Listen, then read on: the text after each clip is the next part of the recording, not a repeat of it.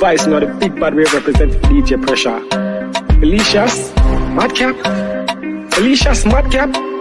DJ Pressure. DJ Pressure, everything hot. DJ Pressure, everything hot. Pressure, pressure, pressure. DJ Pressure, everything hot. New music I play non-stop when Pressure I play exclusive I drop when Pressure I play she a shell down that beat. I get one up fire blaze non-stop. Madcap turn up, the whole place rock. Madcap turn up, the whole place hero. Shake up the place, everybody wake up. Circle the block, wait for the snake. Eagle a grip, when we see prayer brawling in the night. Army go day, aim for the crown. Before boys skate, fix them business, soul trans.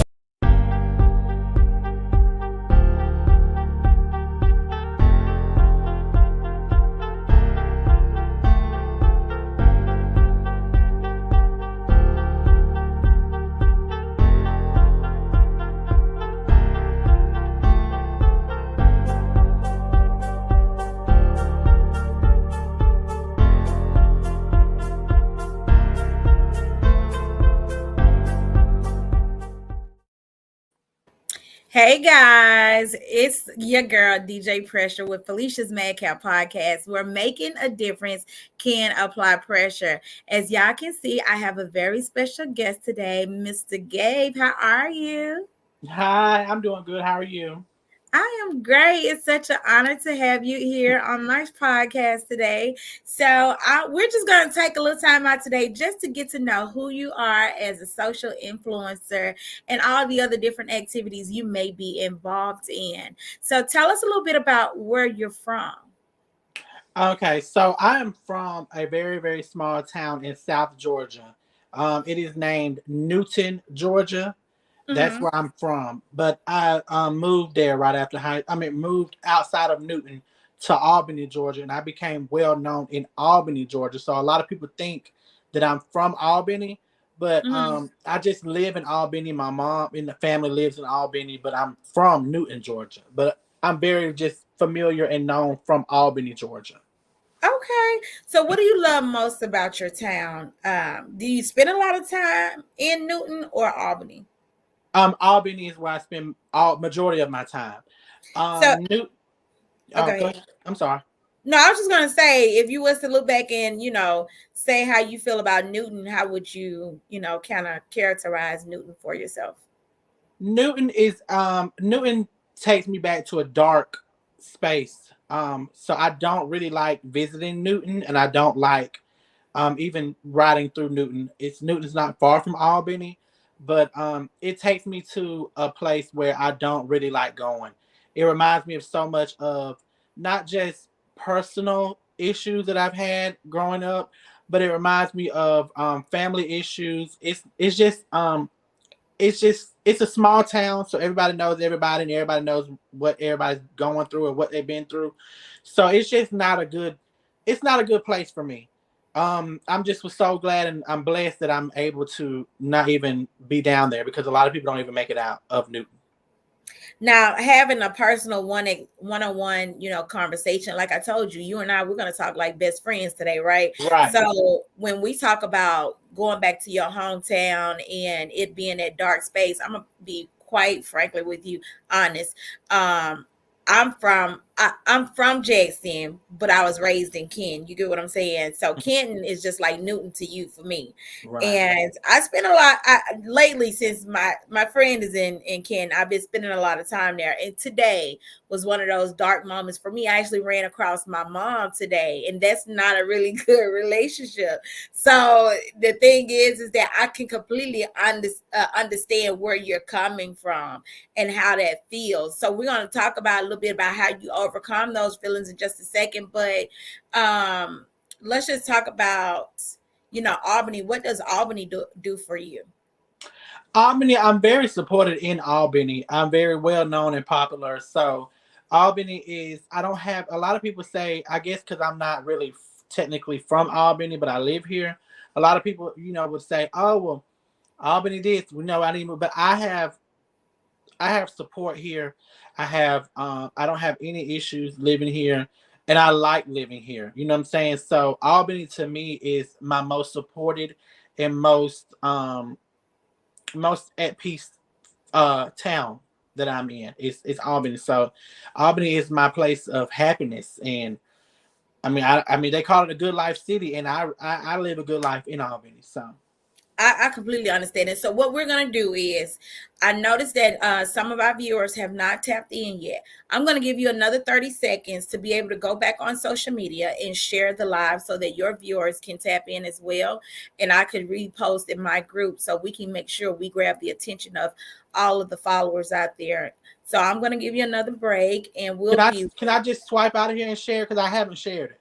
sure. You can go ahead. We'll be right back, you guys. Do I leave? Well, you can always click the link and get back in, so you can do whatever you need to do. Yeah. Vice, not a big bad way represent DJ Pressure. Felicia's Madcap. Felicia's Madcap. DJ Pressure. DJ Pressure, everything hot. DJ Pressure, everything hot. Pressure, pressure, pressure. DJ Pressure, everything hot. New music I play non-stop when Pressure I play exclusive I drop when Pressure I play she a shell down that tea. I get one up fire blaze non-stop. Madcap turn up, the whole place rock. Madcap turn up, the whole place Europe, Europe, Europe, Europe. Shake up the place, everybody wake up. Circle the block, wait for the snake. Eagle a grip, when we see prayer brawling in the night. Army go there, aim for the crown. Before boys skate, fix them business. Soul translate every duty we live.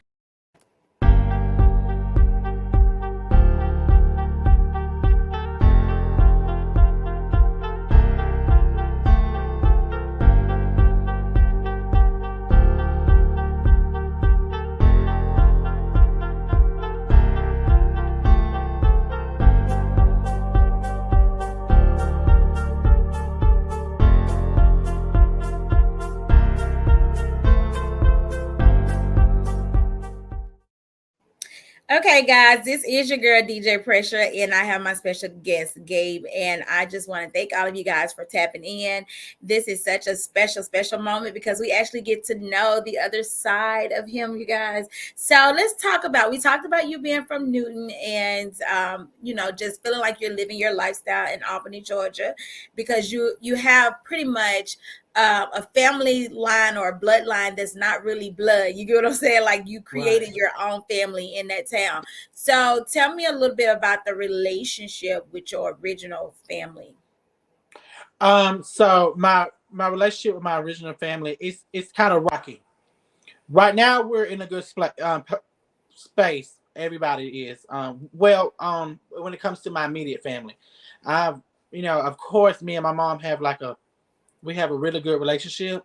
And my stepdad, we have a really good relationship, and my real father, and my brothers, and my sisters, and my nieces and nephews, we all are in a good space right now.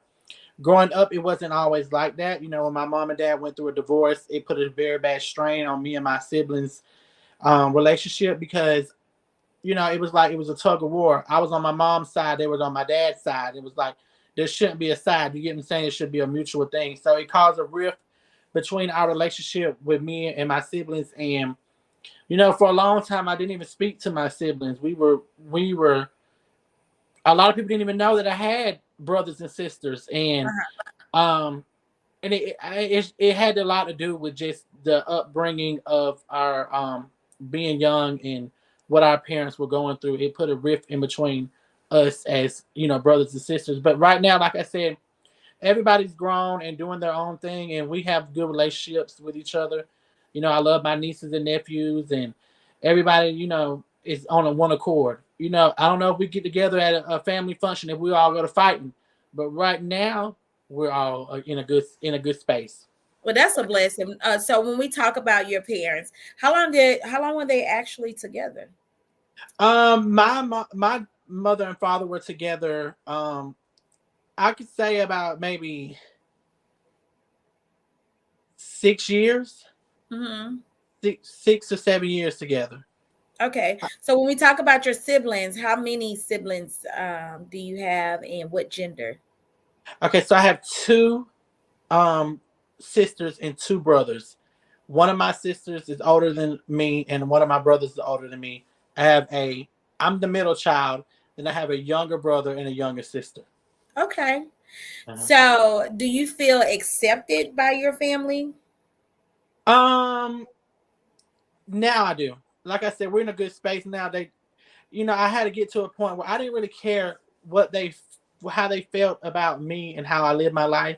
Mm-hmm. So, but now it's kind of like, we're we're we're in okay space. They mind their business when it comes to my lifestyle, but they also support me. And I think it had a lot to do when I went to prison. I felt like prison, they stuck together and really just supported me throughout my whole time in prison. Okay, So well, we're gonna get to that. I definitely want to save that for later because okay, that gets to like the core of who you are. right. And so when we talk about, schools, what schools did you attend? I first started going to school in Camilla, Georgia. It was Mitchell County, and I had got into well, a teacher had hit me, and my mom like she didn't give that permission for the teacher to hit me, so I moved from the Camilla school system, which is like a 9 minute 9 minute ratio between Camilla and Newton. So Mm-hmm. when I left Camilla school system, which is Mitchell County school system, I went to Newton, which is Baker County school system, and Mm-hmm. I went to school from I was there from fifth grade all the way no fourth grade all the way up to senior year high school. I graduated. Okay, so have you ever attended any colleges or anything? Oh, absolutely. So when I was in high school, during my junior year of high school, I attended Albany Technical College as well. So I actually graduated college before I graduated high school. Oh, wow. So yeah, I walked the college. I got a certificate actually in event planning and hotel management, and I graduated that. And if I would have furthered it, if I would have went another year, I would have had my associate's degree. But I Mm-hmm. became what you call certified in event planning and hotel management, and I actually graduated with the certificate diploma through Albany Tech. So it was actually 2 weeks before I graduated high school is when I walked the stage. I had a cap and gown. I received the certification, everything from Albany Tech. Mm-hmm. So and I did once I graduated high school, I did continue to go back to school um, for journalism broadcasting, Uh-huh. and that fell through. I did not finish, but now I'm in school currently in a whole different field. Okay, tell us a little bit about that. So now I'm in school for I want to have an associate in applied science and funeral service, and Mm-hmm. I want to become an embalmer, but it's like tied in together. It's called a funeral director and embalmer. Uh-huh. But I just want to do the embalming and the backside of funeral service, not directing funerals, not doing the service, but I just want to do like the embalming part of it and getting the body dressed and making it together. Wait, I'm finna ask you this right here. I hope Laquanda ain't got nothing to do with you taking up there. Absolutely not. No, Laquana has not. Actually, I was inspired by one of my really, really close friends, Uh-huh. Shakana Anderson. She opened up a funeral home. She's a reality TV star, but she and a hairstylist. But she opened up her own funeral home, and I just saw the issues that she was running into with opening up her funeral home, and I'm like, it just I seen how passionate she was about doing open up her funeral home. And I was like, Mm-hmm. it started instilling that same passion into me. You know what I'm saying? So Mm-hmm. I was happy that she instilled that into me because then I was like I never would have dreamed that I would want to be an embalmer, but I started studying it and looking at what her funeral director was doing. I was like, this is something that I want to do too. Now you gotta have a real true gut to be able to embalm some deceased bodies. So Absolutely. you think you're ready for that? At first I wasn't, but now, watching and looking and studying the embalming process, I'm like, it's not that bad. You got Uh-huh. to overcome your fears, Mm-hmm. but it's really, really not even. I don't think my fear would be embalming the body. My fear would be just dealing with a deceased body. Like, I Right. don't, they say weird stuff happened in the morgues or either in the funeral Yeah. home, you know what I'm saying? So they like the body is still reacting to things. Like after a couple of hours, you may see some legs falling off the table, some eyes opening or something. I don't know, but Well, hopefully, I haven't even experienced that or seen anybody experience that at this moment. But I hope that it never happens, because then I might, you know what I'm saying, change my mind. But at this moment, no, it's not. It's not an issue at this moment. right. Okay. So tell me something that you really want people to understand and know about you. I want people to understand and know that I'm also a human being. You know, a lot of people see me on social media and think that I'm just, a certain type of way, but I have feelings, and I have emotions that I go through, and everything that you see on social media, sometimes, like literally sometimes, that you'll see somebody that you think is happy and jolly, they may be going through some of the worst things they've ever been through in life. And that's what I was doing. So when people started following me, especially during COVID-19, it was like during that 2020 year, is when Mm-hmm. I really started, going viral. People was noticing how happy and excited I was, and how I could keep people laughing during lockup, when we was all locked down. And people don't even know that I was fighting for my freedom that whole time. I fought Right. for my freedom for 5 years. So I was able to put up a smoke screen where people wouldn't even know that that was one of my darkest moments in my life, was Mm. them years that I was fighting for my freedom. And you would never know it. So I want people to really understand that sometimes when you see a person so happy and jolly, just send them a nice message, or send them a little happy text or something, just because you just never know what people are going through. And I Right. want people to really understand that about me, that I maybe look happy, and right now I'm in very, very good space. But, you know, I just want people to understand that sometimes I go through things, and I have feelings, and I have emotions that I go through. So you just have to just continue to uplift me, pray for me. I always tell people, pray for me. Pray for me, pray for me. Especially if you believe in God. Now don't pray negative things on me, but Right. pray for me, and just know that I am just trying to make it just like everyone else, because it gets hard out here sometimes. So let's talk about, and I love that message because you're so right. If people look at me and judge me all the time, they think, oh, because she looking so good in the outfit. They don't understand that's the outer Yeah, appearance. right. What's going on in here? It doesn't mean I'm a bad person, and it doesn't Exactly. mean that I'm a mental person. It means I'm human. You get what I'm Amen. saying? People don't get that. But when we talk about why you went viral, tell us why you went viral. How did you become social media famous? Okay, so I have been doing videos for a long time. I started in 2018, and that's when I was still working working a job. In 2020, it actually went to the point where I started becoming monetized on my social media. But my very first viral video was, I was playing, and I was doing a little, video, just to, because everybody was hopping on a trend. It was "Give Me You" by Shayna Wilson. You know that song, Mm-hmm. "Give Me You, Yeah. Everything Else Can Wait." So with me playing around in the video, I was like, I had an attitude in the video, and I was like singing off key and just being funny, and it went super viral. And she saw it, and she reposted me. So when she reposted my video, I started gaining, tens and thousands of followers. And then I just kept on putting out content, kept on staying consistent with my work, and me being funny with people. I started getting noticed more and more and more. And that's when I started meeting different people like Kayla Nicole. She was one of the first big influencers that I met. She's a YouTube star, and Yes. she's young, and she's like a millionaire. And I said I always looked up to you, watching you and stuff. And for you now to be one of my close friends, it's kind of mind boggling, because It is. not only do I look at you as a friend, but you are also an inspiration to me. So she would repost my content from time to time. Then I got introduced to Shakana, which is a really, really close friend of mine. Yes. She was, in the TV field and background and stuff. So she was reposting my content. Then I started tapping into stand-up comedy, and I started doing shows, and it introduced me to a lot more people.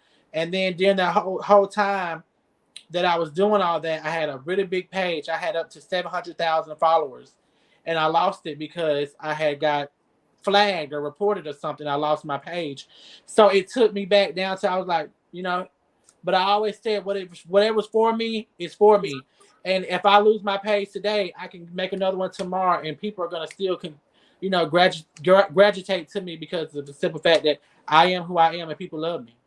People don't understand that what you just said is so real. Like nowadays, everything is so numbers based. Right. And do you know how many times I've been disrespected off of numbers? And people say, well, how many followers you got? How many this? How many that? Let me tell you something. I've been doing this for a long time. I had thousands of followers on my first page. I'm talking about over 20,000 followers on my first page. I got hacked and I had to start all over again. Not only that, my Instagram was connected. I couldn't prove who I was. Well, let's just say this. I gave them my ID. They didn't take it. So to me, I felt like I couldn't prove who I was. You get what I'm saying? Right. So you have to start a new page. People don't understand that's a hurtful feeling to work so hard to get to the top and get Right. knocked back down. But like you said, what's for you is for you. Now God is working in ways that my numbers are constantly climbing, but also that respect that people that I thought that you thought that you would lose because of numbers, Right. God will give it back. You get what I'm Amen. saying? Because those very people that looked at you and was like, where your numbers at? When they see your numbers inclining, then they start to reach back out and you like, where your numbers at? Exactly. Like who you talking to? Now you want to hop on the bandwagon because you see me working with other people. But Right. moving on to the positive, okay? So just make sure whatever y'all do, protect your accounts, especially if you're a content creator and you're getting paid through social media. Make sure you're using Meta and all that kind of stuff to keep yourself verified.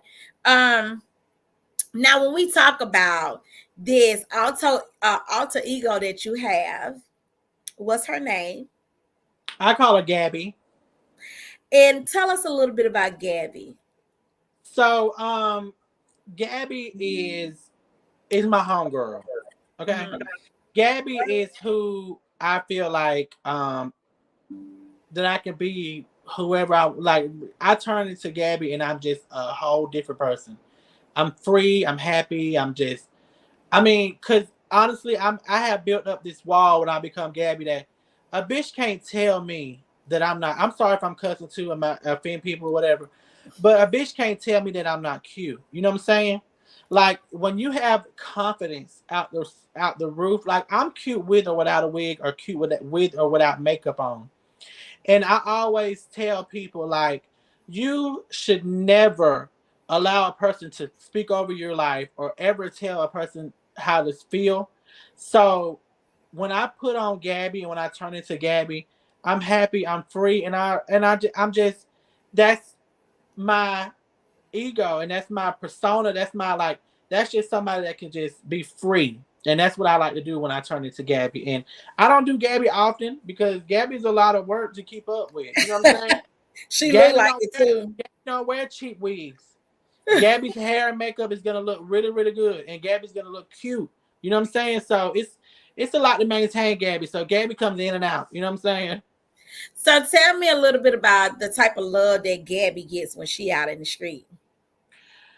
Well, you know what? Gabby don't really go out in the streets. When she's on and popping or whatever, it's for strictly for content and doing what she has to do to get what she has to go. You know what I'm Get her saying? coins. Right. So Gabby don't really make it to the streets like that. But and then when people see Gabe, they're like, "Oh God, where's Gabby? Why you ain't got the wig on?" But I'm like, baby, it's a lot to maintain Gabby because Gabby is not a cheap bitch. You know what I'm saying? Okay. So she don't really make it to the streets like that. She may make it to some exclusive content that you got to pay for, but she don't make it to the streets. If you know what I mean. I get what you mean. So let's talk a little bit about your personal experience with being in prison. Tell me a little bit about how did you encounter such a situation and what was the situation? Okay, so many years ago, which was in 2018, I was living a fast life. And what I mean by a fast life is I was working a job, and I was like, this is not enough money. You know what I'm saying? I'm one of them people, like, I like to go out and eat, I like to buy shit, and I like to look good. You know what I'm saying? So I was like, I gotta do something else. So I started to I I was what you call a hustler. Mm-hmm. And I was like, anything I got to do to make some money, I'm going to make some money, whether it be legal or illegal. So I started tapping into things that was not the right thing to do. But the money was so good, I said, if this money is so wrong, I don't want to be right. You know what I'm saying? So I started doing things and making money. I was what you call like a driver, a hauler, whatever. I would go one Mm-hmm. place and pick something up and go take it to another place, allegedly, because I don't even know. You know what I'm saying? But anyway, Allegedly, that's right. Let's keep it that but way. I started making really really good money doing things, and I was like, and it started taking over my life.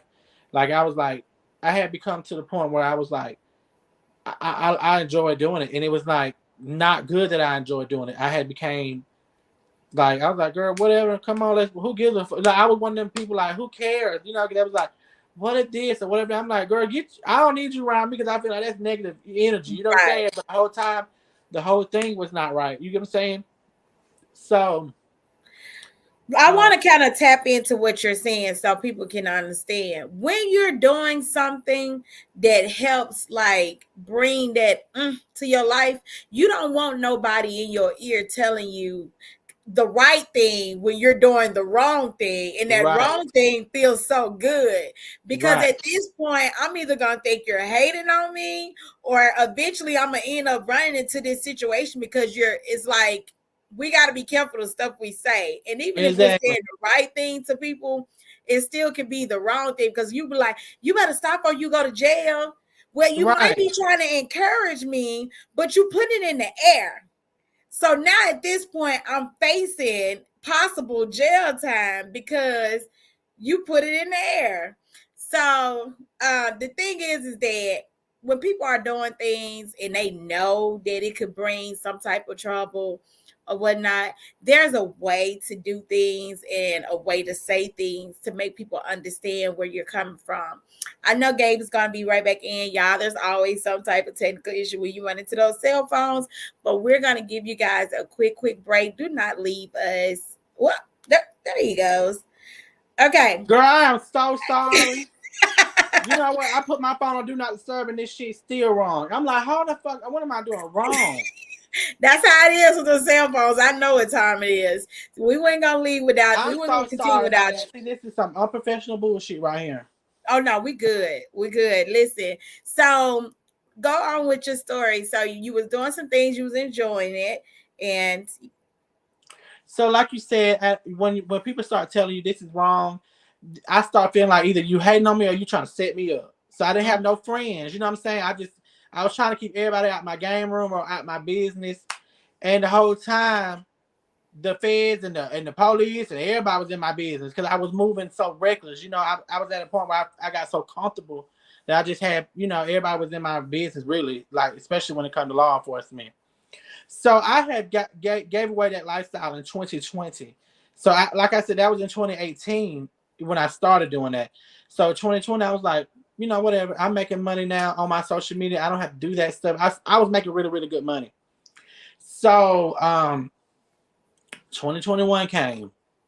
I get a knock on my door, and it was the police, and they was like, "You have a warrant for your arrest." And I'm like, "No, I don't. I ain't did nothing."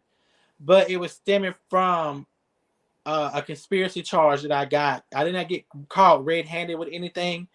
I was charged with conspiracy. They could not prove that I was doing anything, but they saw wire transactions and money being deposited into my account, and they made their own scenario up how I was getting, why I was getting the money and what I was doing.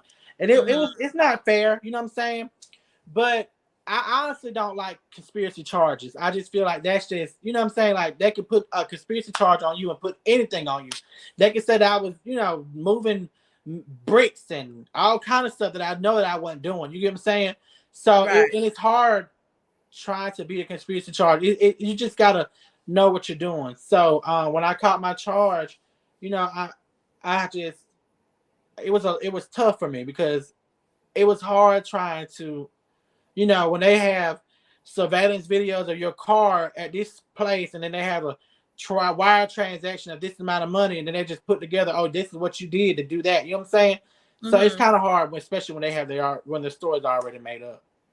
I mean, that's pretty much how it is. I mean, I've always had a passion for law myself, and I watch how they do a lot of things. And only thing it is, the reason why they was able to catch up with you was the paper trail. Right. Had they had no paper trail, it would have been game, baby. That's what I said. If I would have known, that money would have been cash money, and I would have put it somewhere.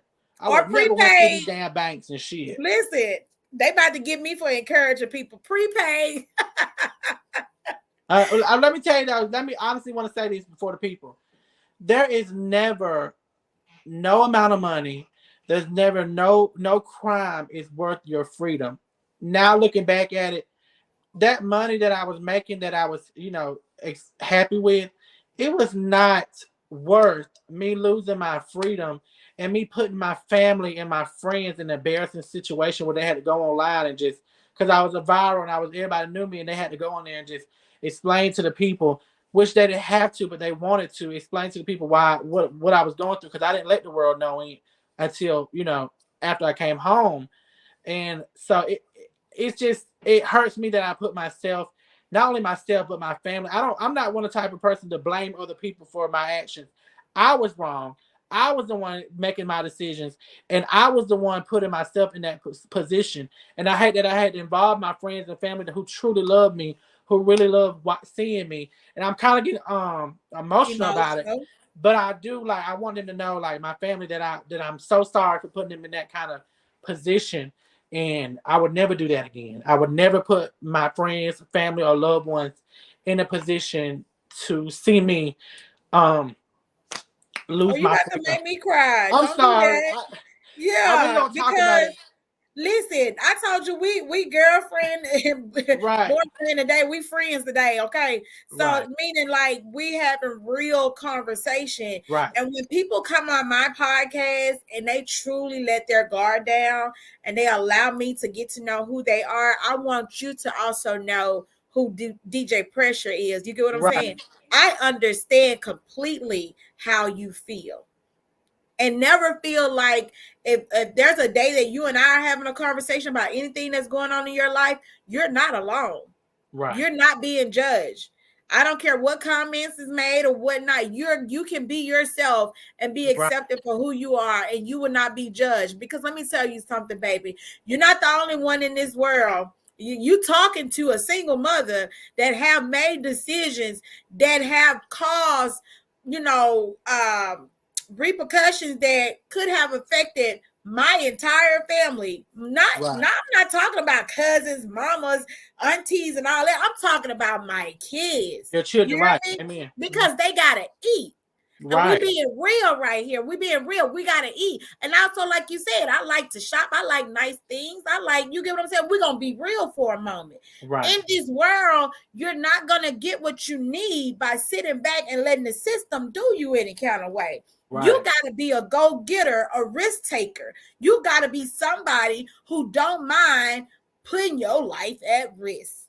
Amen. And once you get caught up, it's a hurtful feeling. Yes. But you need people to understand, look, I'm just trying to live like you. Right. I don't know how you got it, but I know how I can get it. Exactly. Mm-hmm. The best way that I can get it. Not trying to hurt nobody. I'm just trying to survive. Right. So, I mean, man, at the end of the day, it's real life. Right. So, and I wanted to go back and address one of these comments. Miss Taybug Lewis. Mm-hmm. This is a statement she made about us. It kind of stuck with me because those words right there, little do she know, or he know, I don't know, because Take It Go, it's a universal name, you know. But my thing is that that could go a long way. That encouragement right there can go a long way, because y'all never know what we're dealing with on a daily basis.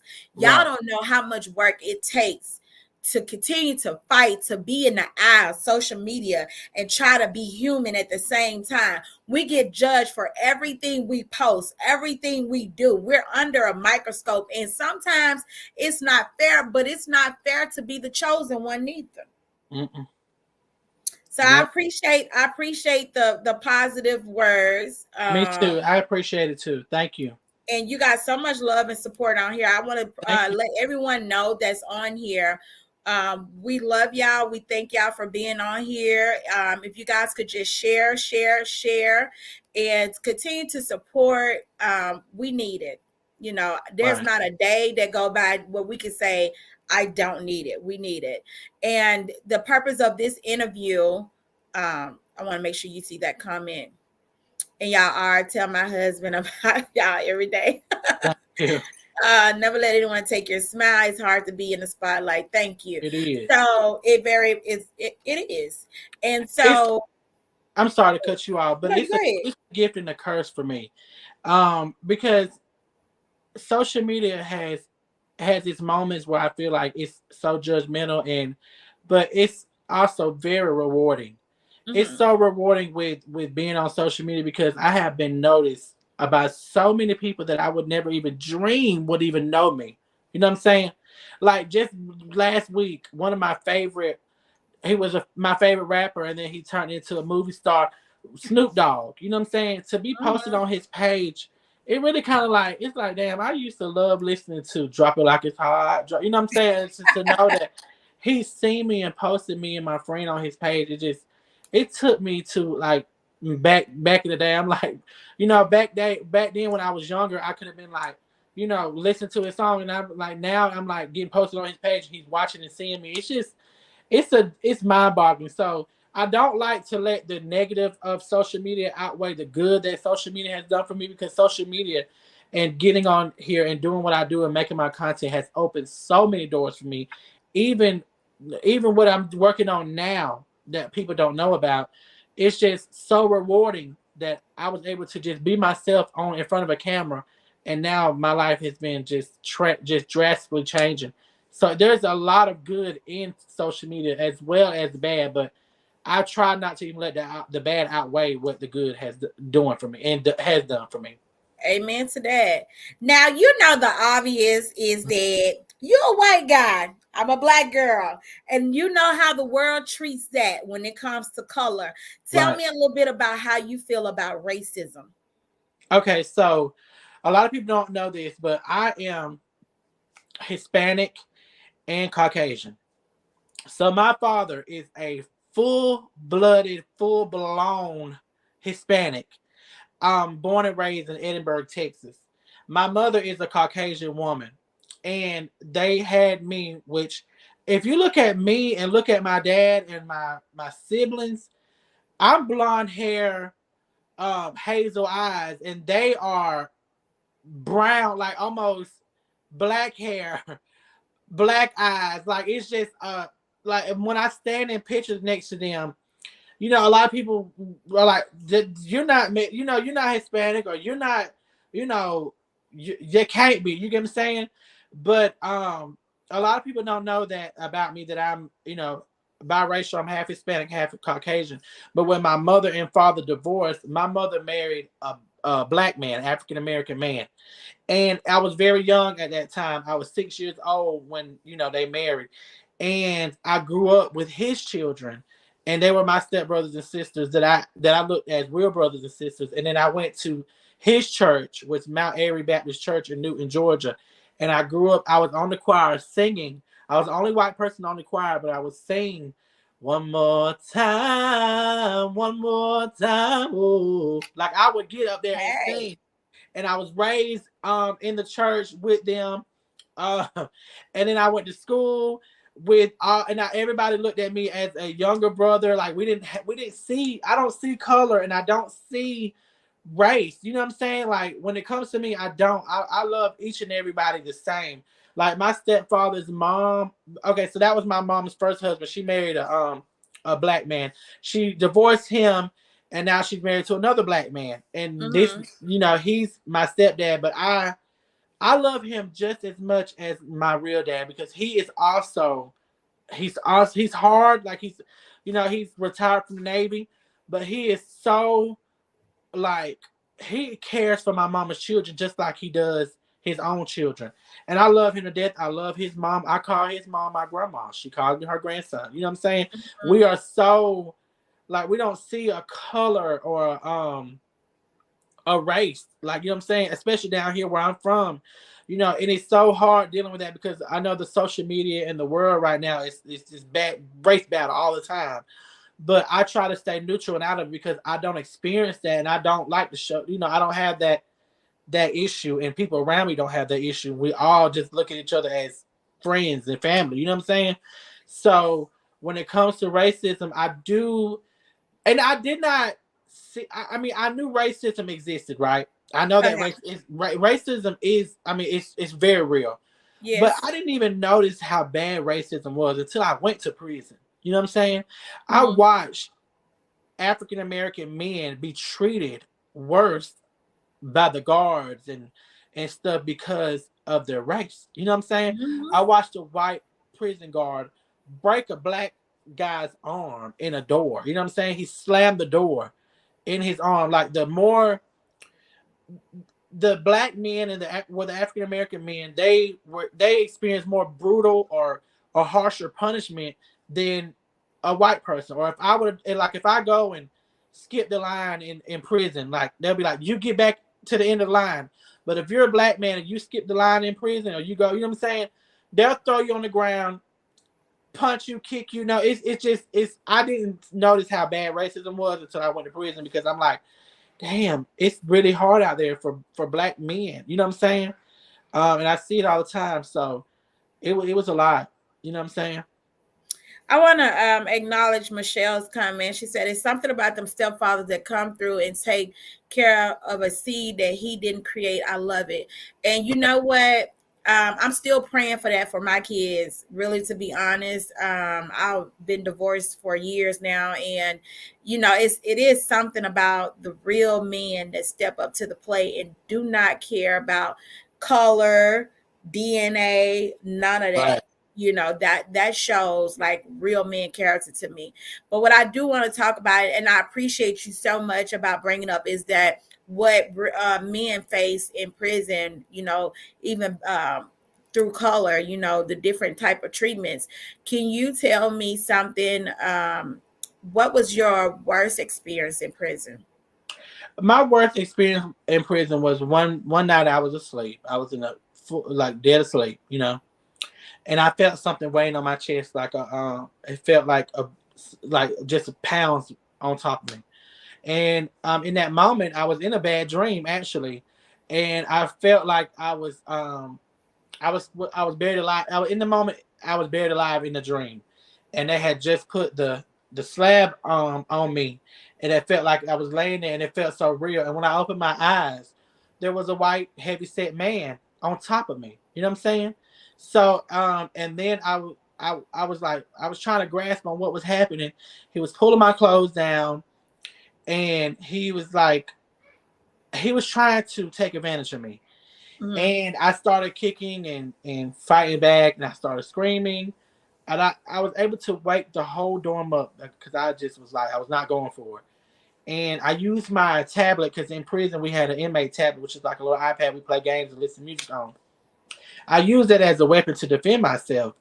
And this man was so overpowering and like he was so much bigger than me that I knew I was not going to be able to beat this man.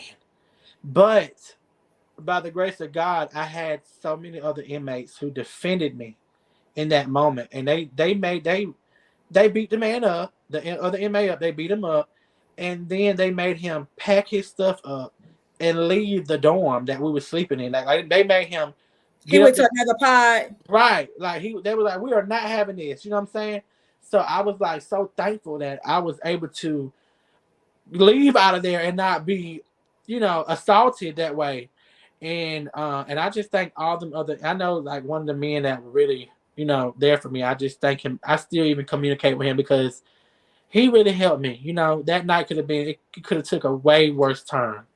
But You know what? And being real with you, I think God covered you, you know, because just because we act a certain way or look a certain way does not mean we deserve to be treated a certain way. right, And I'm so glad that you had really what you have to pay attention to is that because of your relationship with God, you were being warned spiritually through your dream. It was a bad dream, but right, but God was letting you know that you're about to face a bad situation. right, So you being tapped in with God spiritually awoke you for what you are about to tap into in this world. right, So and I'm gonna tell you something about my experience, something I never really told a lot of people. I was asleep one day, and I was in Tulsa, Oklahoma. I was dealing with a guy that was stalking me, and I was going to work. Didn't know that he followed me from work one night, and he bust my car window out when I went into my apartment. So I ended up having to park my car somewhere else, so he would think I wasn't home and walk home. So one day I was asleep, and it's something about being tapped in with God. I was asleep, and I woke up. I saw my angel in the hallway. He was a black guy in all white. Never thought I'd see my angel a day in my life. I was so in peace, I went back to sleep. I woke back up to a man standing over me, breathing and mad because I didn't want to be his woman. Beat me in my apartment, broke my rib. I couldn't walk for 6 months. Thank God my kids were in Mississippi. I ran half naked, like half dressed, from my apartment to the corner store, asking somebody to call 911. And then they tell me uh, that guy was known for to be a part of one of the most dangerous families in Oklahoma. You get what I'm saying? And I never even told too many people because I was embarrassed about my story. You know, right, like how do you let somebody break into your apartment, stand over you, and you not hear nothing? Well, when you work a night shift and you sleep heavy, but we gotta be thankful that we have a God because I right, could have been dead. You hear right, me? When I tried to grab a knife and stab him to get out my apartment, he turned the knife back and stabbed me in my hand. When I tell you I was afraid, but I couldn't show that I was afraid, right. I understand how you felt. So when we talk about who you are as a person and how when did you actually get released from prison? I got released from prison last year, March 21st, 2023. That's when I came home from prison last year. So coming back It shouldn't be a 1 year. coming back into society, how was the adjustment for you? The adjustment was so easy and so smooth for me because when I actually only spent 6 months in real prison. You know what I'm saying? Like a real confined, chain link fence, barbed wire fence, or whatever you call it. Um, and then the rest of my time I spent in the halfway house in Panama City Beach, Florida. So in the halfway house that I was in was very relaxed. I worked at Popeye's Chicken in Panama City Beach. So I was able to leave the halfway house, and I would work long hours because I didn't want to go back until it was time to go to sleep. So Mm-hmm. I would work many, many hours because they allowed you to work as much hours that you want. So the transition was very, very smooth for me because when I came home, I only came home to a car. You know what I'm saying? Like I still had my car. I had a 2020 Ford Fusion. When I went to prison, I came home. That's all I had was my car, and I lived with my mama. And when I came home from prison, I went straight to my mama's house. I didn't have much money to my name, and I said, you know what? I'm not gonna be a statistic. I'm not gonna allow my prison experience to overcome me. So I worked and I started back on my social media stuff. A lot of people didn't even know that when I first came home, I was in a very dark space. I was like, God, what am I gonna do now? Because I was like, I haven't been on social media. People are gonna remember me. So my social media started taking back off again last year. I'm like, a Mm-hmm. lot of people started. So I made a new page, and it's growing and growing and growing. And now I'm back to the point where I'm able to make money off my social media, and I have my car. I got a brand new car. I drive a Dodge Challenger. I got my apartment.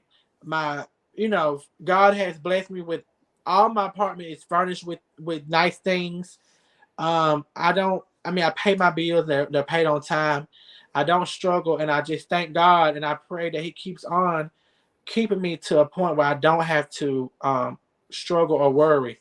But right now, He has really and truly blessed me, and I only give Him all the honor, the praise, and the glory, because if it wasn't for Him, I would not be here where I am now. And I thank God, and I just pray that God continues to watch over me, continue to guide me. That's why I tell people all the time when I do my funny skits and I make jokes and laugh. I tell God all the time. I say, God, thank you. God, because when I was in prison, I felt like I lost my sense of humor. Like I felt like I was so, you know, Serious. serious, and now that I'm at home now, and I've let that guard down, I'm back to doing what I was doing before I went to prison. And I just say, God, every day I tell God thank you before I go to bed, and every day when I wake up in the morning, because it's a blessing just to wake up. Because I couldn't, a lot of people don't even make it out of prison. You know what I'm saying? They either commit suicide or they're killed in prison. And I made it. I was like, God, if I can make it through prison, I can make it through anything. So I'm in a moment in my life right now where anything that comes up against me, I just feel like it's God's gonna just throw it away. Like anything that the devil sends to distract me or sends to try to hurt me, I believe that God has true divine protection over my life, that it's not gonna prevail, and it's not gonna fulfill whatever the purpose is that the enemy thinks that he's gonna do. So Right. I just continue to keep myself grounded.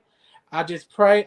I know the way that things are going right now in my life, that a lot of things are going to come up against me to try to hurt me and try to destroy me. And guess what I say? I say, God, continue to protect me, continue to shield and place your covering blood over me, because I know the enemy's coming, and I know he's going to come strong because what you're doing for me. And the enemy does not like that. When the enemy sees that you're doing good, he's going to try everything that he can to try to hurt you and destroy you. But you have to be strong enough to not allow that to happen. You tell the enemy, you tell the devil, the enemy. I call the enemy the devil, same thing. I say, you go back to the pits of hell where you come from, because it's not going to happen over here. I'm protected. You definitely have to be able to talk against the enemy. You get what I'm saying? And let them know, I'm not going to let you. I had to have one of those conversations actually before the interview. Like I said, I ran into my mom and I had to say, I know you tried to distract me. I know you tried to discourage me, but I'm not going to let you win today. You hear me? You have to be like that. I'm so happy. I'm sorry that I saw you crying. I'm sorry I didn't say. I want to just say, I hope I'm not, or if whatever you're in your mind, I'll just pray that it ain't bad, but I do appreciate even coming up here and talking to you, because it's been therapeutic for me. I love to talk. People say I'm long-winded, but I love to talk, and I like to tell my story. And I like to tell people, what I've been through and how I've overcome the situations. I'm not where I want to be, but I thank God where I'm at now. You know what I'm saying? I want to be much more bigger and everything, but I know that it's all in His timing and what He has for me. So it's gonna come just the same like with you. If in this moment you might want to be your podcast, you might want it to be bigger and across syndicated radio stations, but it's all about timing. And one day you're going to be. You got to keep the faith and keep going, because I'm telling you, as long as you got to stop about me. I'm sorry. I just want you to know that, in this moment, you might want to be bigger with your podcast or what you're going, and it's going to happen. You got to trust God's timing, because at the end of the day, we all have a purpose and why we're here. You know what I'm saying? Your purpose, you might not know your purpose at this moment, but in the end, you will. Whatever God's purpose is for you, and I asked God too. I said, God, whatever my purpose is, or whatever you had planned for me, show me, make my vision clear so that I can see it. And that's what you have to do. 1 second, Gabe. You got me. I'm so sorry. I just want you to know that you are a great person, and I love what you're doing. You're very professional. You're very humble, and I pray and I just ask that God gives you many blessings when it comes to your podcast, because like I said, this has been therapeutic. I feel like I'm talking to just like a friend, you know what I'm saying? And you got to continue to just believe that your podcast is going to go. And if anything that I can do to help you, or anything that I can do to spread the word about you and your podcast, I'm willing to do it. You know what I'm saying? Because I was at a point like you where, I was wanting to do things and some people weren't even open to it, but now I am, you know what I'm saying? Now they are. And I just pray that you get to that place. And I pray that you're able to do this full time, because it looks like you have a passion in for it. And it looks like this is what you like doing. So I pray that you can do it full time, and that it supplies all the things that you need in all the areas in life that you need, financially, spiritually, and I pray that it puts you in a good headspace. And I pray that you keep doing it, because this is good what you're doing. You reversed it on me. I'm sorry. I'm so sorry. Listen, people say I'm long-winded, but I just feel, I just try to speak life over people, because like I said, I've been through, I was in prison, you know what I'm saying? And to me, prison was like the bottom for me. You know what I'm saying? I just feel like I stripped of everything. So I don't allow that to take control over my life. I take responsibility. I take accountability for my actions. And I said, God, what I want to do, I want to be able to spread your word and tell people that how good you were to me with protecting me. And then when I come home, and how you're going to keep on protecting me, I want people to feel that same way. Whatever you're going through, whatever situation that you're dealing with, you will overcome it. You will get past it. And whatever you put your mind to, you're going to succeed in whatever that you do. I pray that God gives you whatever your heart desires. That man that you want to love you and love your children just as much, I pray that you get that. I pray that your podcast is loved by so many people in the world that it reaches millions of people. You speak over it. You look up in the mirror every morning and say, God, I'm going to find that husband. You're going to send me that husband. And God, you're going to make my podcast be broadcasted to millions and millions of people. And I thank you for inviting me on here. I thank you for reaching out to me. Let me tell you something. I had to throw the tissue at you. You know how they be at church and they be like, preach, pastor, preach. Right. Right. Okay. Right. This is why I love what I do, because let me tell you something. I created my podcast to allow people to be able to tell their story. When you go to my website, it says, getting to know the story behind the business owners, the artists, the survivors, and you are a survivor. I am a survivor, and when you have two survivors on one show, honey, it's like being in church. Do you hear me? It's like being in church. So let me tell you something. These are not tears of sadness. These are tears of joy, because what y'all don't understand, God is doing his thing right now in this moment. And when he starts to move and when he do things, you just have to let it flow. Yeah. You can't be ashamed. Look, I know we're approaching that 1 hour, but we may have to do a part 2. No, baby. Ain't nobody. I said 1 hour because that's what I normally do. But baby, we can go on. Because but I'm just saying, like, we can do a part 2. Like, I enjoyed doing this, and I feel like it was therapeutic for me, and we could do it again. Any other time that you want to do this, I really appreciate you, and I really like this, and I feel that you are good at what you do. Like I said, you was very professional. You handled things well. You called me. I'm like, look, I don't know how to. I read all that stuff. I was like, that's too many words. You know what I'm saying? So I'm like, you gonna just call me on the phone and tell me how to get on this thing, but you did, and I just appreciate that. And I really, really enjoyed this. It was really, really therapeutic for me. I hope that whoever's watching sees a different side of me and know that I do like to laugh. I do like to joke. I do like to dress up. But I am also human, and I go through things, and I love God, and I love people. I love people for real.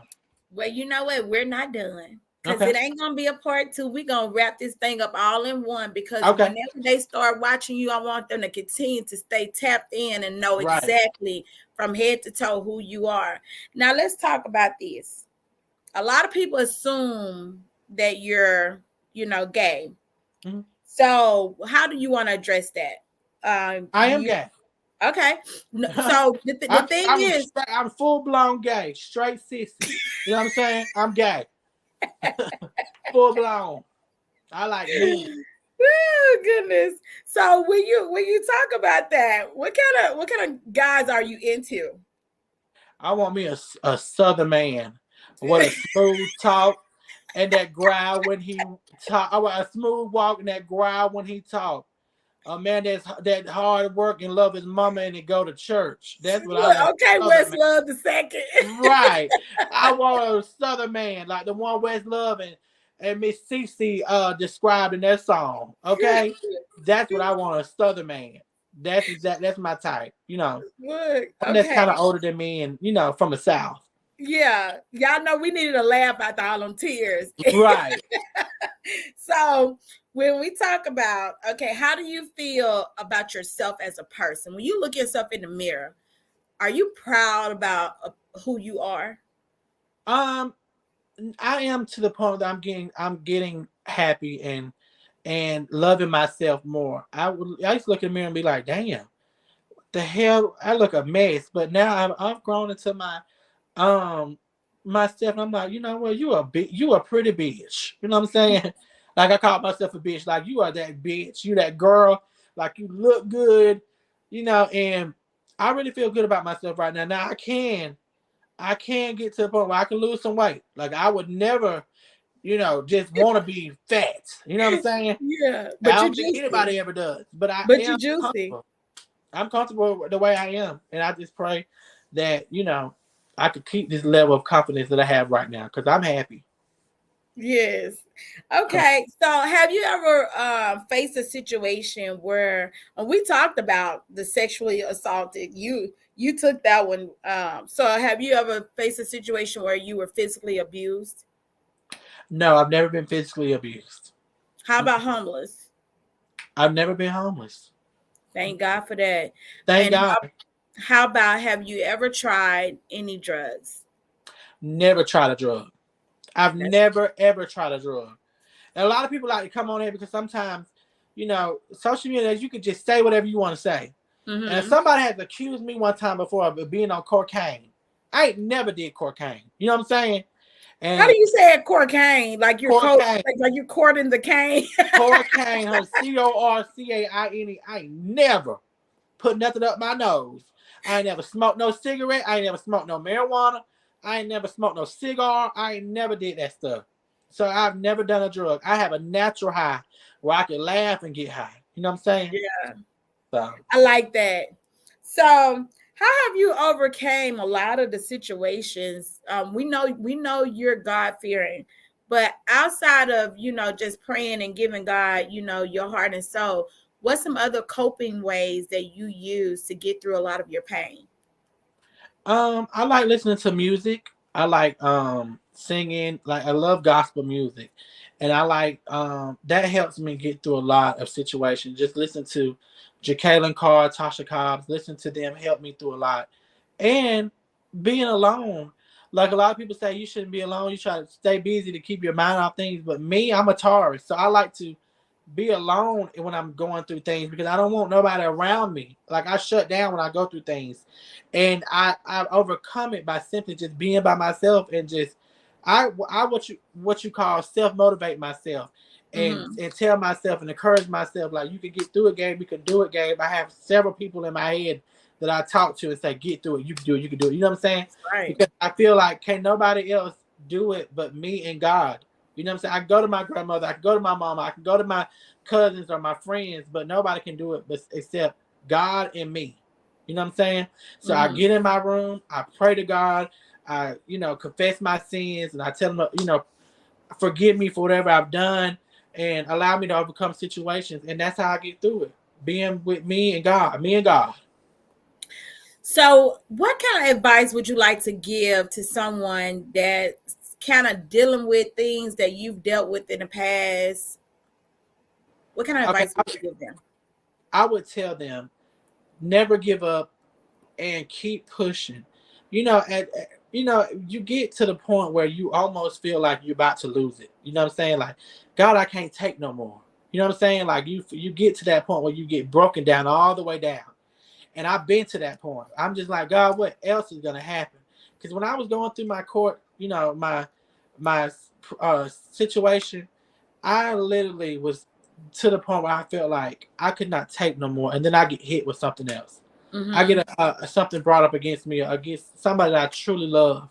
One of my, somebody that I talk to every day, somebody that I love. They came and they put something else on me, and I got to the point where I was like, you know what, I give up. I said I can't believe I can't take no more. Mm. And I had drove my car down there to the river. And I was at the edge of that water, and I said, I'm about to go in. I'm about to hit the gas, and I'm going in. Mm-hmm. And I didn't. I was listening to "Put More on Me Than I Can Bear." Like I was listening to that Mm-hmm. song, and Don't make me sing that. I said, "What the hell are you thinking?" I said, "You had to let the devil, you have let the enemy get to Win. you."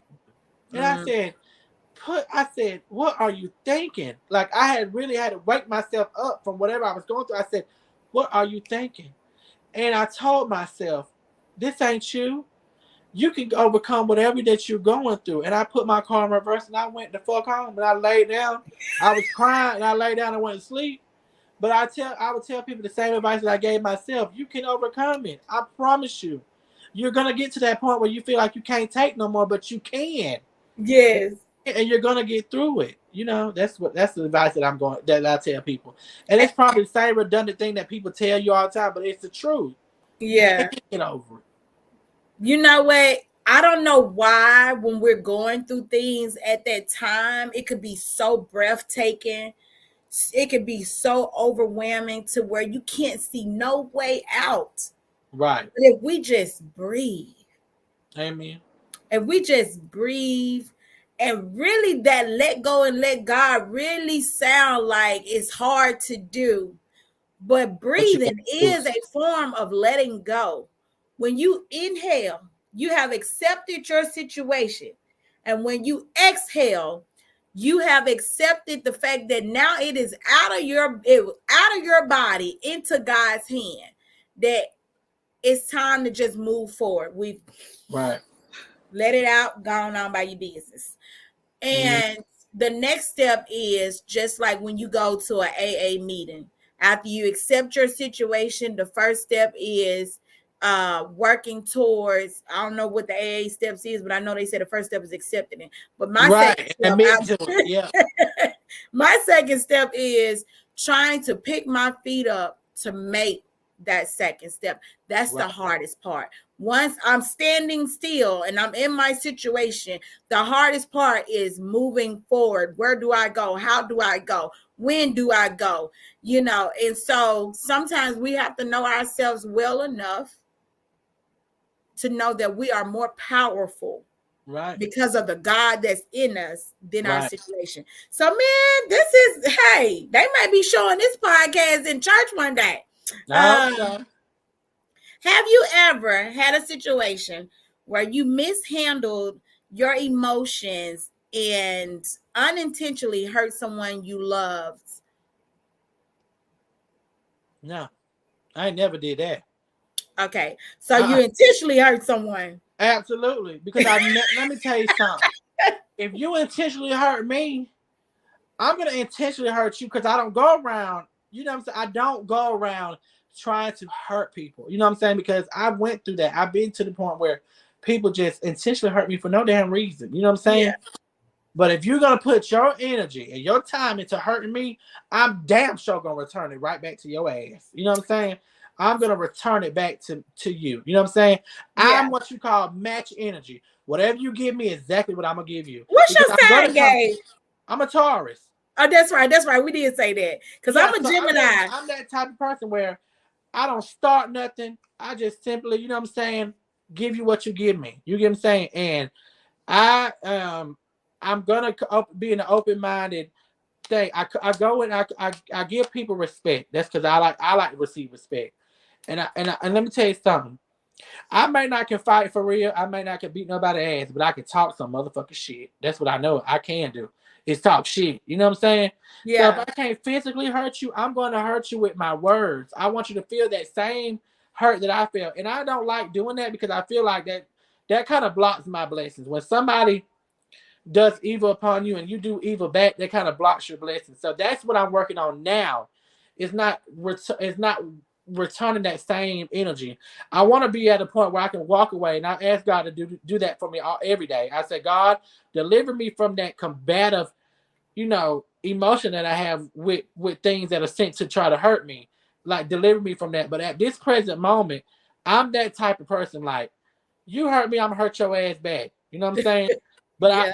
I'm overcoming it. I do feel like I'm a lot less and a lot of, you know what I'm saying, a lot laid back than what I used to be. Because I used to go, oh, you know what I'm saying?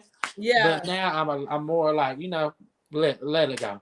Well, we know the good side of Gabe. Tell us a little bit about, and then you already, gave us a little tea about how you are when you're upset. But is it like you see red and you just go for the kill? Yes, I do. And I don't like that.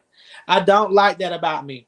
Like I'm that type of person. Like, I don't hurt people, so I don't like people to hurt me. You know what I'm saying? I'm that type of person. Like somebody that comment said, you take it low, I'm taking it to hell. I'm taking it to below sea level. You know what I'm saying? Mm-hmm. You go low for me. There's nothing off limits. Because I felt like if you would have said that to me, like, and I'm not gonna be that type of person where, I do feel like there is, like I said, there's nothing off limits, but to me, there is a certain limit that I won't go to. You know what I'm saying? Mm-hmm. Like, I would never be so hurt enough to where I stoop to race, you know what I'm saying? Or I stick to health, you know what I'm saying? Because there are two things that I feel like will come back on you no matter what you do or whatever you say. So the tongue can be very, very powerful. So I don't Mm-hmm. like I don't like going racism way or health way. Like, by health, what I mean is like, oh, you bald headed cancer bitch. You know what I'm saying? Like, I don't do that because that cannot, I can say that to you, and if I might not directly get Mm-hmm. cancer, but someone that I love may end up getting cancer. You know what I'm Right, saying? Or right. someone that I really, really have love and true, feelings for, it might come back on them just because something that I did. And they didn't deserve that, but it's something that I did. You know what I'm saying? And that's how I don't like I don't like getting to that point. I don't like arguing with people, and I don't like, I'm getting to a point now where I block people. I don't respond like used to I would. You know what I'm saying? But it ain't worth it to me. Right. And I want to make it clear that it's not that I'm laughing because he get that way, y'all. It's because I can relate. I'm a Gemini. I'm not a Taurus, but I'm a Gemini, and I know once I go red, it ain't no going back. You get what I'm saying? Like, You're a Gemini. I stay away from people to keep from having to go to that twin. You get what I'm saying? Right. And people don't understand. It's not that I'm weak or I can't, respond the way you want me to respond. Right. Is that I refuse to, because it's going to be deeper than what you think it is. Yeah. I shut down because it's going to be a safe zone for you. I'm saving you. Let me tell you something. I do believe in astrology. You know what I'm saying? I do believe in signs. And some of my best friends are Geminis. And Geminis are often misunderstood. They are very good, genuine people. And they do come up, they're a little delusional. And they come up with stuff and they feel like everybody's against them and everybody's out to get them. But you got to understand a Gemini. And I feel like Taurus are most understanding people. And you got to understand how to cope and how to befriend a Gemini, because you have to you got to understand in your mind, Geminis go through things. They have their moments, but you have to love them through it and encourage them.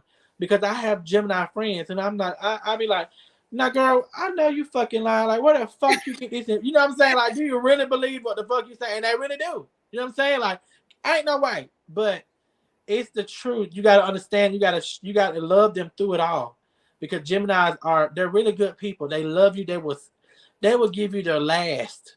Please, Geminis are the most. They are really loving people.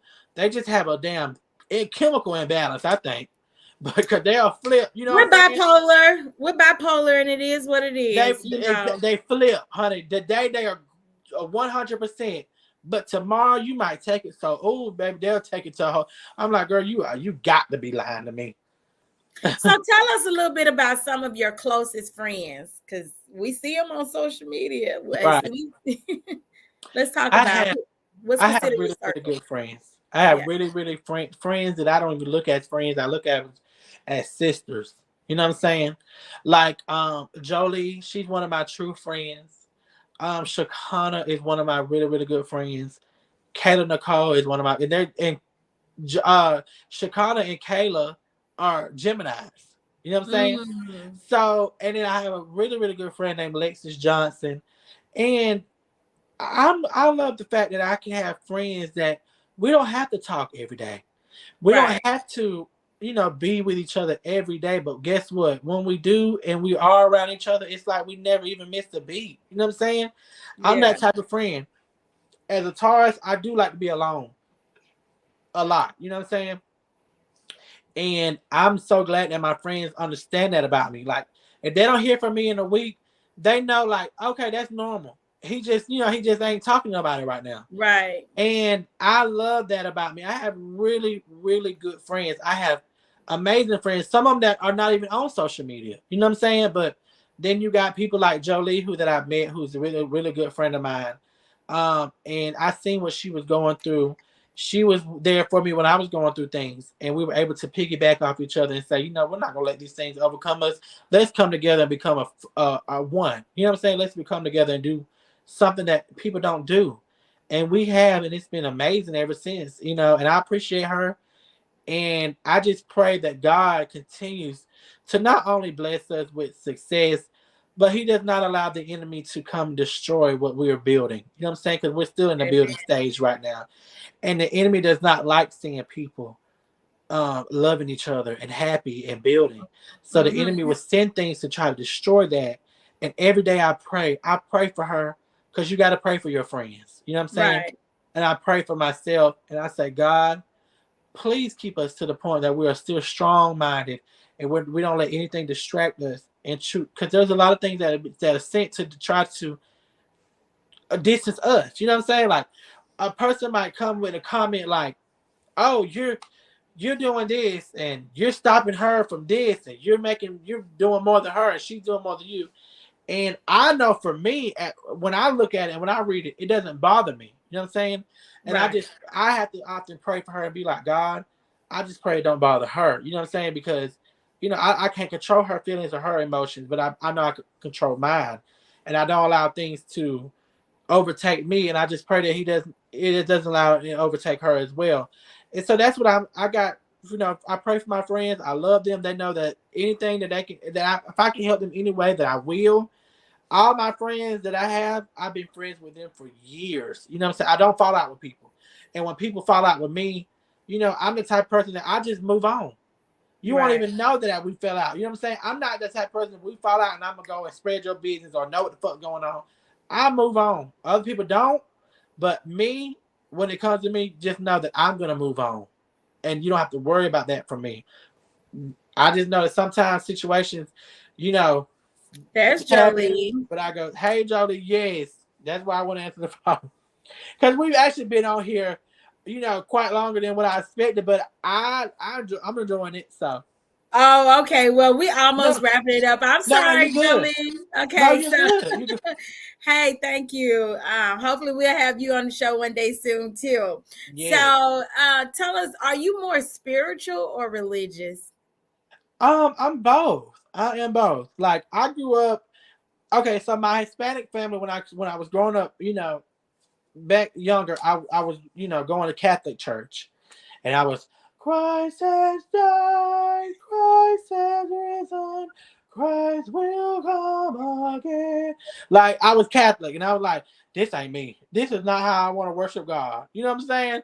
So then I moved on to Pentecostal church, and I was like, this is me, but it ain't. It's just it's missing some. Then I went to a Baptist church, Mount Airy Baptist Church, and they just brought that out of me. You know what I'm saying? Like, they just, Yeah. that's the type of worship I like. That Baptist worshiping is what I love, because we singing and we talking and we're feeling it. You know what I'm saying? I like that. I'm a Baptist, and I just like, oh yes, that's my type of worshiping. When we get up there and sing 20 minutes long, and then we get the Uh-huh. words for 10 minutes. You know what I'm saying? But we can worship through a song. You know what I'm saying? So I'm Baptist, and then I'm very spiritually inclined as well. Like, I have a gift of discernment, and I thank God for that, because I can feel things. You know what I'm saying? I I started to say that. I Mhm. started to say that earlier because that to be able to feel things coming to Yeah, happen to you or people and their vibes, and we pick up on things a lot quicker than right, everybody else. Like we could be around a person, people with that gift. You could be right. around a person and not know them, and you could read them. Yes, yes, you can. And I'm not one of them scamming. Like right now, it's a big thing where everybody's readers and everybody can pick up on energy and everybody can tell you about yourself. No, I truly have a gift of discernment, and I don't even like express. I don't like. I be thinking like some of these people that get up here and be reading people. I'm like, now you know damn well you ain't seen no motherfucking shit like that. You know what I'm saying? So I am just happy that I have that because, and it's not something I like to broadcast because sometimes it's not a good feeling to feel when you feel like this person don't really like me. That's not a good feeling. You know what I'm saying? Like Uh-huh. when you can go walk in the room and just feel that energy, like this person does not like me. This person Right. does not really want to be around me. That's not a good feeling. And Right. it's hurtful because I can feel it. You know what I'm saying? I just like, Yeah. I feel your vibe. You ain't feeling it. And guess what?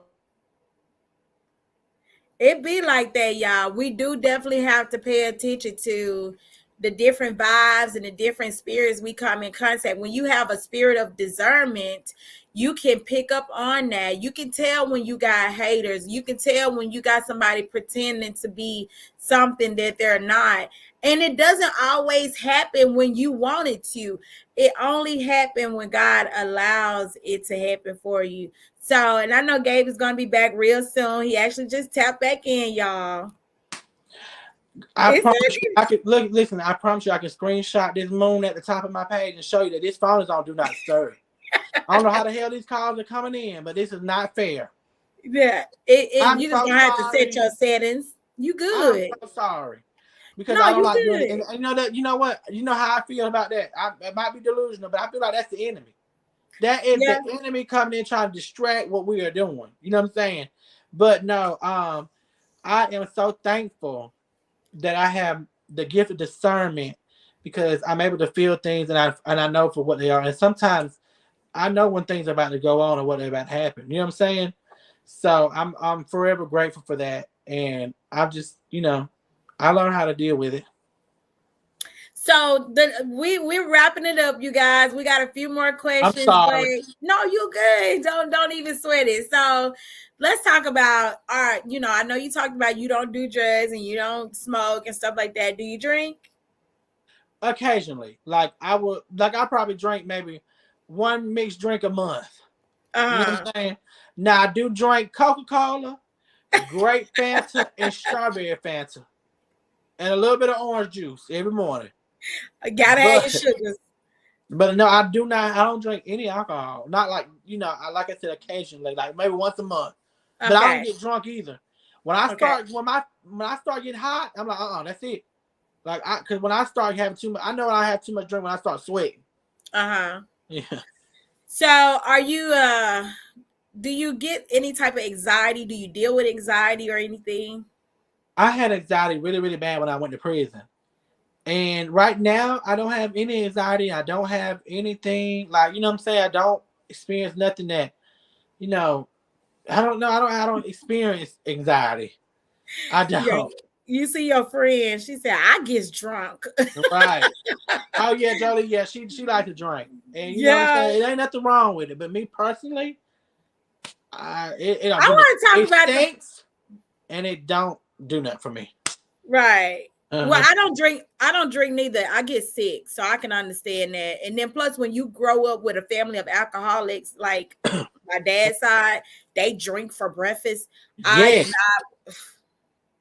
I don't know Yeah. how they do I can it. feel. I do not know how they do Yes. it. So, would you consider yourself a more hardcore person or sensitive?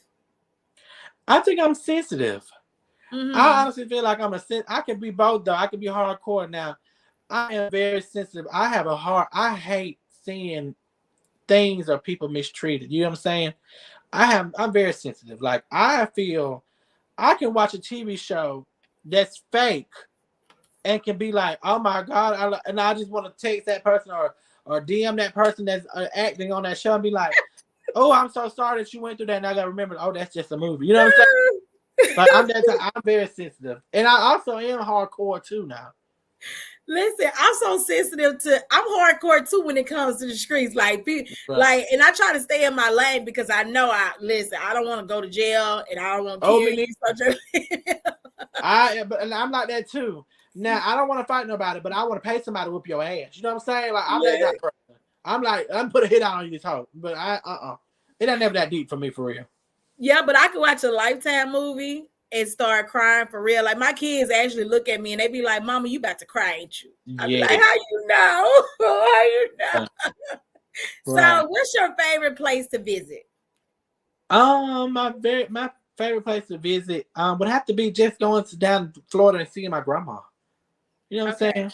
Like I definitely like just visiting my grandma and being around her because she's my great grandmother and I know that her days are numbered on earth. I do like to just be realistic. She's older and I know that my time with her on earth is not going to be forever. Mm-hmm. And I want to make sure that I spend a lot of moments with her.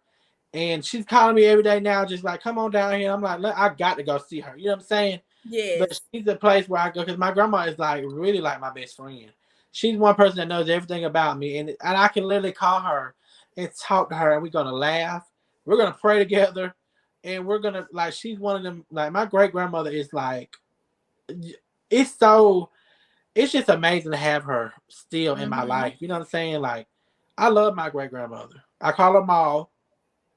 And that's why I like to visit. Just going down there and being in her presence it helps me. So that's where if I had to go anywhere to visit, like, of course I would love to go out of town, go to beaches and out the country. But right now, that's where I like to go. And that's where I like to go visit.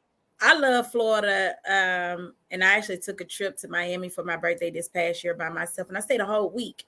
Met strangers I didn't know that bought everything. I didn't have to pay for anything. They bought everything. Wow. I was there. Yeah. So I was like, yeah, that was cool. And I'm actually still in contact with too. But the thing is that it's all about, your vibe, your spirit. If you're a good oral person, when you go somewhere, you don't ever have to worry about bad things happening to you because you get what you put out. I'm serious. You get what you put out.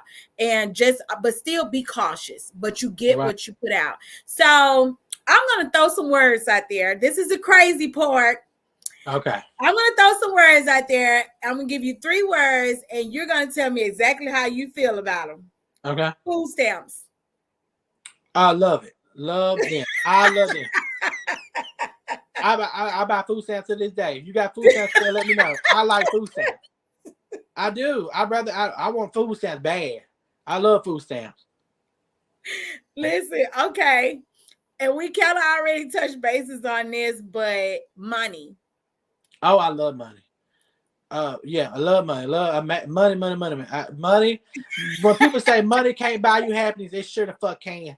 Money can buy you happiness. Yes, it can. Okay, and the last word is sex. Oh, let me tell you something. I am a freak. I ain't gonna lie. I act timid and shy. But let me tell you something. I am a freak for real. And I don't know how PG-13 you want to keep this. No, we good.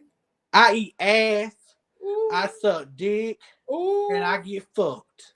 Ooh. And I love every last one of them. And I don't care who don't like it. I'm very open about sexuality and sex because I like to have sex. I was at a point where I couldn't take dick. But I love it now. I have this new lube that I love. Baby, I feel like down there I can take a damn light pole up my ass the way it helps. You know what I'm saying? I love it. And I'm good at it. So Jolie said you love threesomes. And she knows. She knows. So when you love threesomes, is it with 2 guys or is it with the girl and the guy? That, did she? Huh? What'd she say? Hold on. Who you talking? She didn't say threesome because I ain't never had no threesome. She said 3. It was 3s. Hold on. Oh, no, I ain't never had no threesome because I feel like if I'm in a threesome and somebody doing it better than me, it's time to fight. I just seen three exes. Hold on. Okay. Well, I don't know what he definitely loves some. They look like She What is spelled that? sex with an Sex three. I backwards. guess she didn't want to get blocked. I Yeah. thought it was. I thought it was her Oh, way of saying threesome. I don't do threesomes. If I do a threesome, it's gonna be a 2-on-1. It's gonna be a train. That's the only 3 we're gonna get in there. I'm sorry, Jolie. I got it wrong. Listen, all thing I seen was the number 3, but she spelled sex backwards, y'all. Yeah. So, all right, correction made. Correction made. Forgive me. So, we got the 3 words out the way. Now, are you active in your community? What you mean? Like, are you? What you mean by that active? Yeah, I have sex actively. I just had sex last night. I'm very actively. Yeah. Can we start talking about that? Because see, I ain't had none in a while. Oh, girl, you gotta talk about it. It's I had me a good one last night. I had a football player.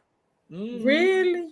Yeah, I haven't even had a football, let alone a player. You get what I'm saying? He's a college pro athlete, baby.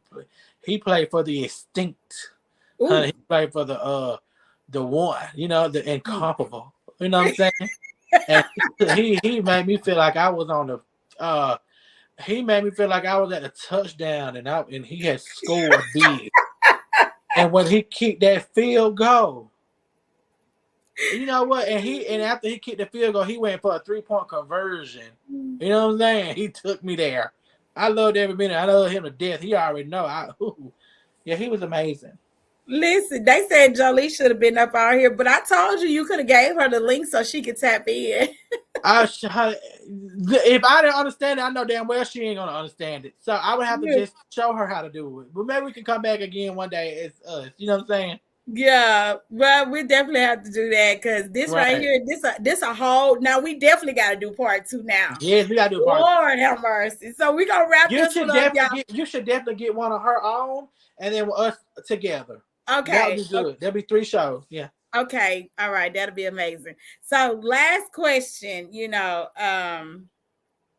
Which one of your friends inspire you the most? Oh. Which one of my friends inspire me the most? All my friends inspire me some form or fashion. You know what I'm saying? Mm-hmm. They might inspire me not to do something. You know what I'm saying? Mm-hmm. Or to do something. Like you gotta always, every one of my friends are different in their own way. Mm-hmm. So I wouldn't say one of them just inspire me to, more than the rest of them. But I love my friends equally. Like all of my friends are like family to me. You know what I'm saying? So I don't have one that inspires me more than the other, or one that, that I love more than another. All my friends know that I'm one person that we can definitely, do whatever you want to do. Like I'm that type of person. I'm gonna roll with it all. Now I'm not gonna put myself where I'm gonna lose my freedom again. But we can do anything else. But we can't break no law. Right. Can't have no running with law. Can't do that. So that was the last question, y'all. But the thing is that I wanted to go right back to the active in the community because you took me left on that one. Are you like doing anything with the kids or giving stuff away or kind of just using your platform to help, with small businesses or anything like that? Now I do help. I do like to, shop with small business people, and I do pay them what they're worth. I don't ever want to be able to, get people or do things for free. I do like to pay people what they're worth because I would want people to pay me what I'm worth. Right. Now I don't fuck with kids. Now I don't actively help children. You know what I'm saying? Because I do feel like we are in a different time with these kids. Mm-hmm. You know what I'm saying? These children are not the same children when I was younger. Mm-hmm. They're not the same children when my mama and them were younger. And they're not the same children when my great grandma and them were younger. These are children of the corn, and they're different.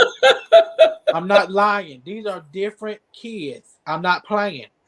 I have a little cousin who was drinking Mountain Dew out the bottle at 6 years old. You know what I'm saying? That's how I knew kids were different. These kids are not the same kids. I call them children of the corn because there is something going on. I don't know if it's in the food that we're eating, but these are not the same kids back then. And these children are, I'm scared of them. And I don't, you know what I'm saying? I see a child and I be like, hey, child, you know, and keep it going. Because I ain't fucking with no child. Because you don't know, you know what I'm saying? These kids got Yeah. you might run into a few kids that are, you know, smart and, you know, and intelligent and just good kids. But then, I mean, 95% of them are bad as hell. You know what I'm saying? So, do you plan on having now? I'm sorry. Now that we talk about kids, do you plan on adopting in the future? No, that's too much responsibility for me. Like my sister just had a baby. She's my niece. I visit her maybe 2 times. She's like 4 months old, and I visit her twice. Mm-hmm. And I like kids when they're toddlers, you know. But when they start cussing and being mean, I'm like, damn, like I was not that type of child. Like I was one of them children that I like, you know, being nice and having fun and going around, running around, playing mom and daddy, playing school teacher. I was already a teacher. Now everybody else in my class, you know what I'm saying? They don't even do that no more. They want to play Call of Duty and go shoot up shit and break windows out and rob people. You know, it's different. These kids are really, really different. And I just feel like if something don't change, we're gonna be doomed. Or we in trouble. We're in trouble. Like I knew I was gay when I was little, right? I knew I liked the boys and I was gay. I like playing with Barbie dolls. But these kids, these little young up and coming punks, I call them up and coming punks. They are different. Like when I was in school, I didn't do that. Mm-hmm. I didn't act like that in school. You know what I'm saying? I was really conservative and I'm like, I'm gay, but I'm making everybody comfortable. They gay thugs now. They gay thugs. Yeah. They'll put on a wig in the 5th grade and go use the girls' bathroom. Not me. Because at the end of the day, I'm the type that I know I'm a man. I know what I got between my legs. And I know what you know what I'm saying? It might not be big, but I knew, you know what I'm saying? I know what I got. But do you think it's the system that have it's definitely the system. The system is so fucked up right now. Whether between the law system and the school systems. Like, come on. Everything is so sensitive too, and everything is just blown out of proportion. I know I can say something right now like, this is probably going to be taken out of context. Oh, you're gay, but you can support this and a third. Baby, you got to be real about situations. Right. You know what I'm saying? We got to just be realistic, okay? And stop being delusional. It used to be where being gay, you had at least, some type of respect about how you carried yourself. There's levels to being gay. Like I said, there's a difference between a gay man and a faggot and a punk and a sister. Mm-hmm. You know what I'm saying? There's a difference between each and one of them. I consider myself a gay sissy. You know what I'm saying? I consider a little like, okay, a little prissy or whatever. Mm-hmm. But I ain't no faggot. I ain't no messy ass punk either. Yeah. You know what I'm saying? It is a difference. Like, difference, okay? Mm-hmm. Because we have this stereotype against us when it comes to gay people that we're just so dramatic and we're so gay and we're just so messy. I ain't no messy ass punk. And listen, this, y'all, I'm so sorry, but this is getting so good. Yeah. It's like the more we tap in, the deeper the questions get, and the realer it gets. Gabe, when we gonna do part 2, we gotta talk about it. We can definitely do a part 2. Yeah, we just make it a topic, whatever we want to talk about. We ain't gonna talk about me, we just talk about stuff. Yeah, we're gonna talk about random stuff. We're gonna talk about real life stuff, just like we're doing right now. But y'all, I thank y'all so much for tuning in. We definitely did over an hour and a half, and I have enjoyed every last bit of it. My name is DJ Pressure, y'all. Y'all can follow me on Facebook, Felicia Jones, or you can do my group, Felicia's Madcap Podcast, with the NG stands for New Group. As we discussed, my old page was taken down, but we got a new group. And also, you can follow me on YouTube, Felicia's Madcap Podcast. Everything is Felicia's Madcap Podcast or DJ Pressure, Black and Gold. Gabe, it has been an honor. Thank you. I ended in a prayer. Yes. I just like to just pray. If that's okay with you. That's perfectly fine with me. Okay. You ready? Mm-hmm. Father God, I just want to say thank you, Jesus, for giving us this opportunity to get up here and talk and get up here and just spread light on situations and what we've been through and how we overcome it. I just want to thank you, Jesus, for being there through us being there for us throughout whatever we have gone through that may have been sent to try to destroy us, but we've overcome it. And it's only through you is that the reason why we overcome it. God, I just ask that you could come into Felicia's life, God, and whatever she is going through in this present moment, God, that you deliver her and you shield and protect her with your blood, Jesus, in your mighty name, Jesus. You give her the strength, you give her the confidence, and you give her the determination and the motivation to keep going with her podcast. God, I just know that you're going to open so many doors for her in the future, and her podcast is going to be seen by many people across this world. And God, I just ask that you continue to, bless us with whatever that you are going to send our way. God, we are open to all and any blessings. We thank you for them all. God, I want to thank you in advance for what you're about to do for her and what you're about to do for me. God, I know that you have many things in line for us, and we're beyond our control and beyond our imagination.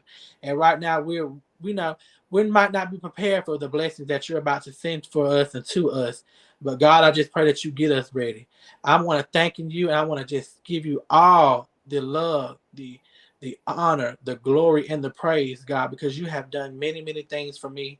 And I know you've done many, many things for Miss Felicia, and you're going to continue to do great things for us. I want to thank you for even waking us up in the morning. A lot of people didn't make it this morning, God, but I know that we did. And it's a true blessing to even just wake up this morning. And God, and I just want to pray that we continue to wake up and see many, many more days ahead of us. And God, anybody that's not for us right now, God, I just ask that you just send them away from us, send them back to their sender, whatever. Anybody conjuring up any kind of voodoo, witchcraft, or negative energy toward us, Amen. God, I just ask that you Amen. send it back to its center. Don't allow that to come toward us, God. Keep us protected. Keep us in the light of you. Keep us in the guidance of you. Keep us in the the lead of you, God. Because if it ain't for you, God, we would not be here where we are today. God, I pray for all of our enemies.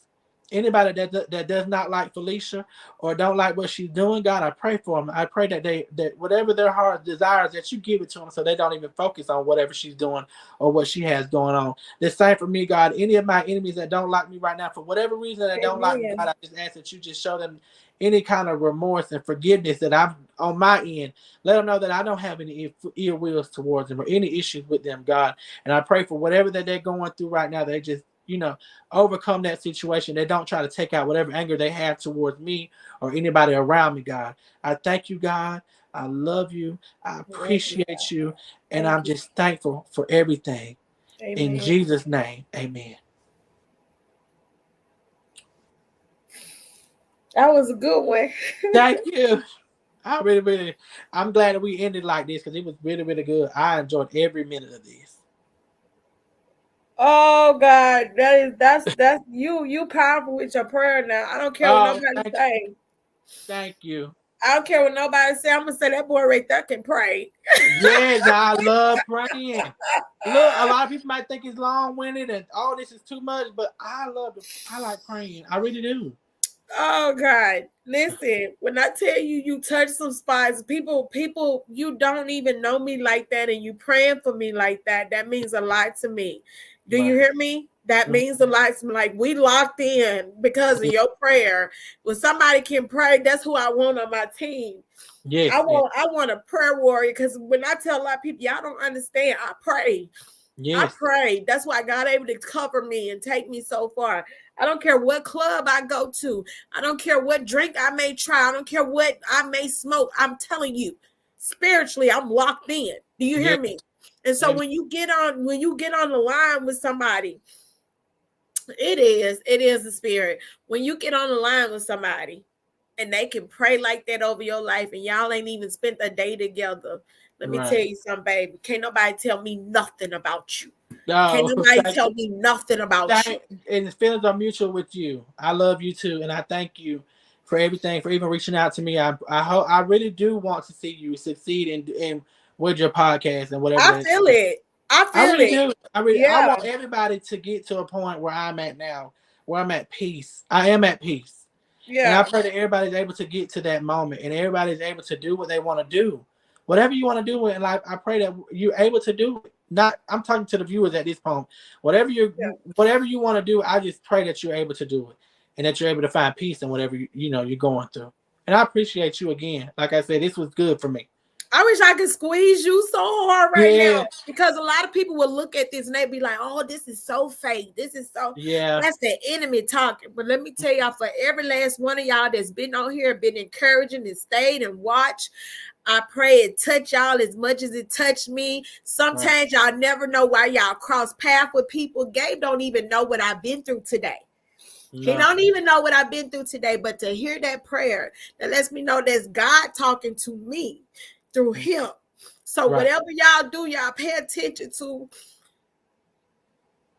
Yeah. It's okay. You gonna let it out. You gonna let it out. It's okay. I gotta let you go, honey, because honey, this get personal. All right. Well, I love you, and that just know that you're gonna overcome whatever you're going through, and just keep going and keep working and keep going, and always remember that God is on your side, and that some people really do watch you and may get a joy in your podcast and may see things differently and may feel things. So keep doing it. Don't ever give up, no matter if you get one view tonight.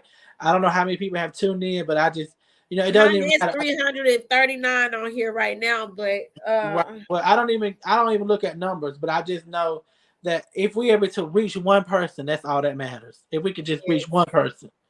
So I think everybody that's their first time that's joining my podcast and watching, I know a lot of them is your followers. And like I said, I thank y'all. I love y'all. I appreciate y'all just for being here and being supportive. Gabe, till next time, y'all make sure y'all stay tapped in with us. We love y'all. All right. Love you. Good night. Thank you. Vice, not a big bad way represent DJ Pressure. Felicia's Madcap. Felicia's Madcap. DJ Pressure. DJ Pressure. Everything hot. DJ Pressure, everything hot. Pressure, pressure, pressure. DJ Pressure, everything hot. New music I play non-stop when Pressure I play exclusive I drop when Pressure I play she a shell down that beat. I get one up fire blaze non-stop. Madcap turn up, the whole place rock. Madcap turn up, the whole place hero. Shake up the place, everybody wake up. Circle the block, wait for the snake. Eagle a grip.